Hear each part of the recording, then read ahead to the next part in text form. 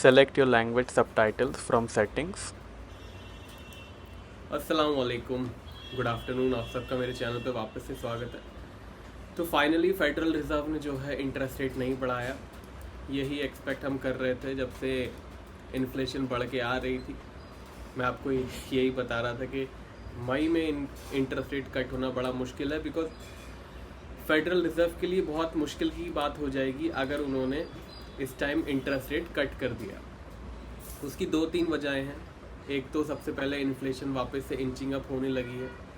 जब तक inflation control में नहीं आएगी फेड रेट कट नहीं करेगा। इनफैक्ट अगले महीने भी आई डोंट थिंक कोई रेट कट होगा, बिकॉज फेड चेयरमैन ने बहुत क्लियर कर दिया है कि उनकी सबसे बड़ी प्रायोरिटी जो है इन्फ्लेशन को कंट्रोल करना है। दूसरा रीज़न ये हो सकता है कि Fed will not want to be wrong once again, because 2022 में जब इन्फ्लेशन ऊपर आना शुरू हुई थी तो फेड चेयरमैन ने हमेशा 3-4 प्रेस कॉन्फ्रेंस में ये कह दिया था कि बॉटल नेक्स है, ट्रांजिटरी है, इन्फ्लेशन ट्रांजिटरी है, चली जाएगी, कोई इम्पैक्ट नहीं होगा।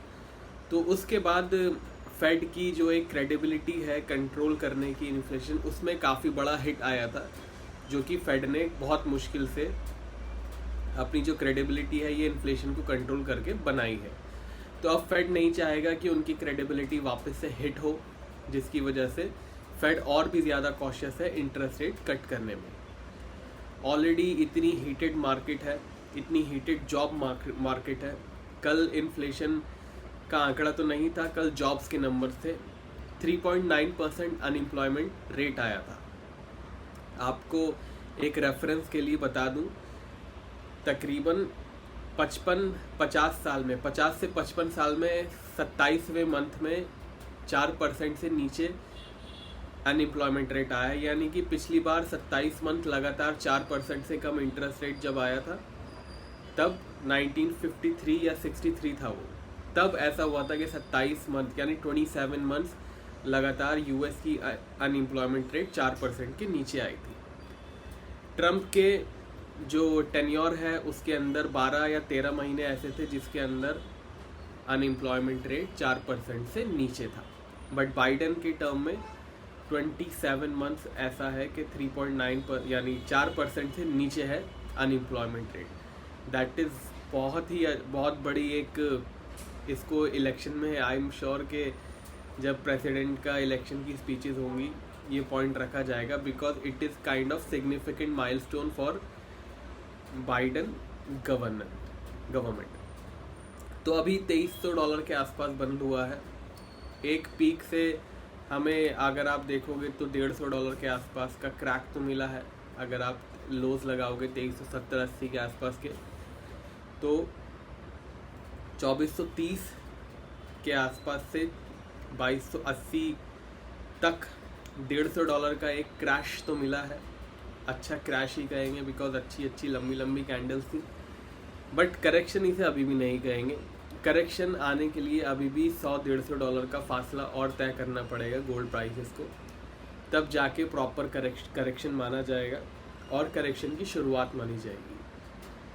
अक्टूबर से गोल्ड की शुरुआत हुई थी ऑलमोस्ट $1850 से 2430-40 तक चला गया था।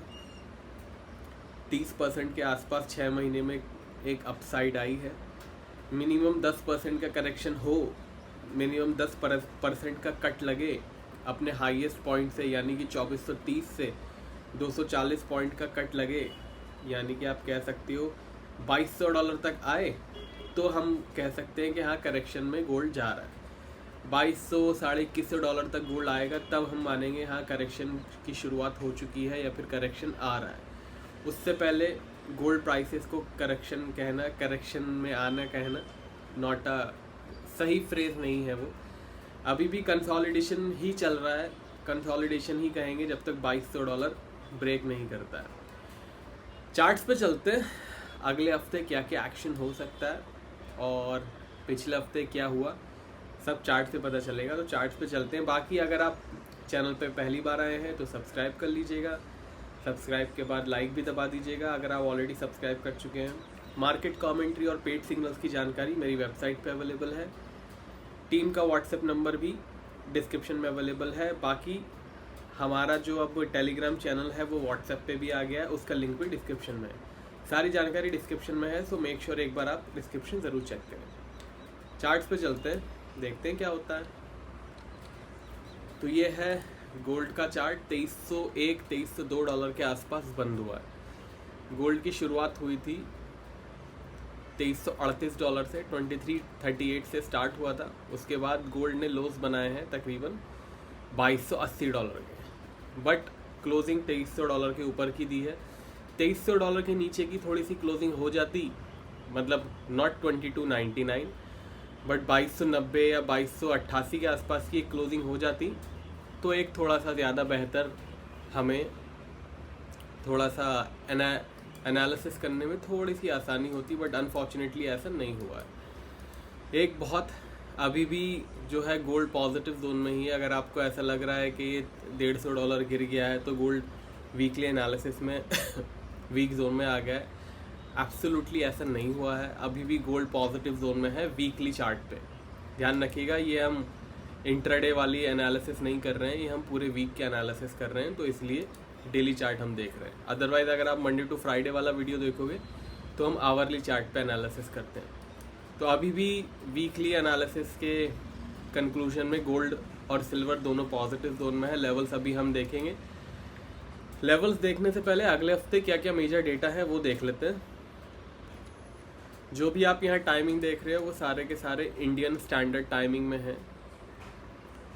मंडे ज़्यादा कुछ नहीं है, 2-3 गवर्नर की स्पीच है, उसके बाद FOMC के मेंबर की स्पीच है। नॉर्मली फेड चेयरमैन के बाद कोई भी मेंबर की स्पीच को इतना वैल्यू नहीं करती थी मार्केट पहले 2-3 साल पहले तक, बट अब जब से ये इन्फ्लेशन का एक नया रीज़न शुरू हुआ है गोल्ड प्राइसेस को इम्पैक्ट करने के लिए, अब इनको भी आप देखना पड़ेगा। कुछ भी अगर सिग्निफिकेंट दोनों मेंबर्स बोलते हैं तो मैं आपको टेलीग्राम और ट्विटर और व्हाट्सएप के चैनल पे अपडेट कर दूंगा, तो मेक श्योर वहाँ पे आप फॉलो करते हैं। उसके बाद ऑस्ट्रेलिया की मॉनेटरी पॉलिसी है, जर्मनी के फैक्ट्री के आंकड़े हैं,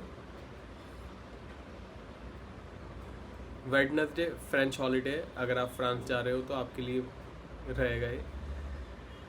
थर्सडे ब्रिटेन की मॉनेटरी पॉलिसी है, यूएस के अनएम्प्लॉयमेंट क्लेम्स है, बॉन्ड ऑप्शन है, that will be very interesting.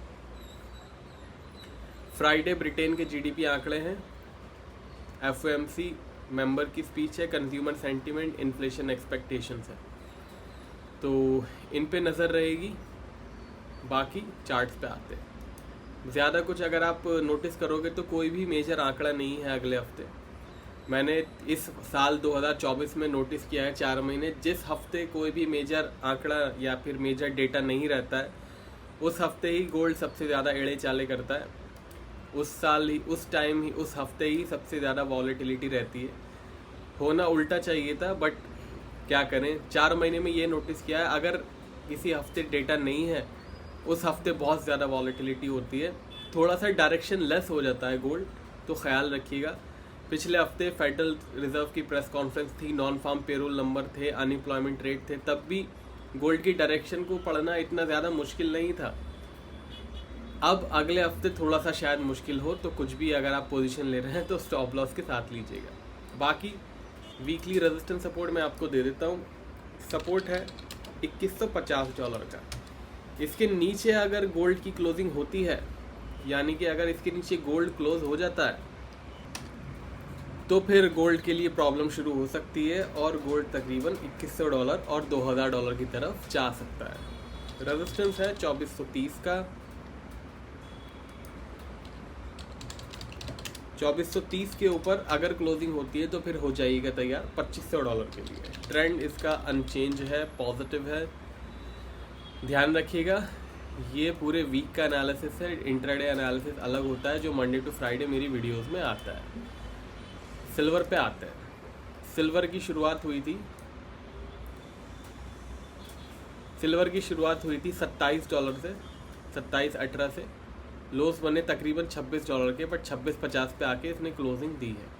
एक अच्छी क्लोजिंग कहेंगे, एक जिस तरीके से $26 के नीचे जाने के लिए मार्केट तैयार थी उसमें तो सिल्वर ने अपने आप को काफ़ी बचा लिया है। तो रेजिस्टेंस सपोर्ट क्या है, अभी भी इसका सपोर्ट जो है $24.50 का ही है। इसके नीचे जाके अगर क्लोजिंग होती है तो फिर $23 और $22 के लिए तैयार हो जाइए। रेजिस्टेंस है इसका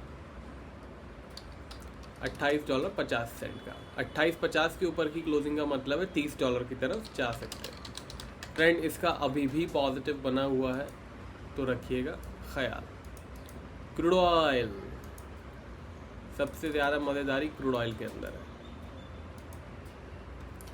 77.93 के आसपास बंद हुआ है, $77.93 के आसपास। आपकी क्लोजिंग हो सकता है 10-20 सेंट उधर दिखाई दे। ये WTI क्रूड ऑयल है, तो काफ़ी लोग ब्रेंट क्रूड ऑयल के लेवल्स भी समझ लेते हैं, but that is WTI crude oil. बोले तो West Texas intermediate crude oil prices, तो वो प्राइसेस है ये। 77.93 के आसपास बंद हुआ है। रेजिस्टेंस कहाँ है इसका, रेजिस्टेंस है $85। सपोर्ट $76 का। ट्रेंड इसका हो चुका है फ्लैट। अगर $76 के नीचे क्लोजिंग हो जाती है तो फिर हो जाइए तैयार 73 यानी कि $73 और $70 के लिए। फिलहाल क्रूड ऑयल का ट्रेंड फ्लैट है, बट अगर 76 के नीचे क्लोजिंग हो जाती है तो मार्केट में एक अच्छी क्रैक आ सकती है, तो रखिएगा ख्याल। पेड सिग्नल्स, मार्केट कमेंट्री की जानकारी के लिए मेरी टीम का व्हाट्सएप नंबर डिस्क्रिप्शन में है। सारे लाइव अपडेट्स, ब्रेकिंग न्यूज़ जहाँ पे आती है, सारे चैनल्स के लिंक डिस्क्रिप्शन में है। वीडियो पसंद आया हो तो लाइक बिना किए मत जाइएगा। अब मिलेंगे मंडे को, तब तक के लिए टेक केयर, बाय बाय।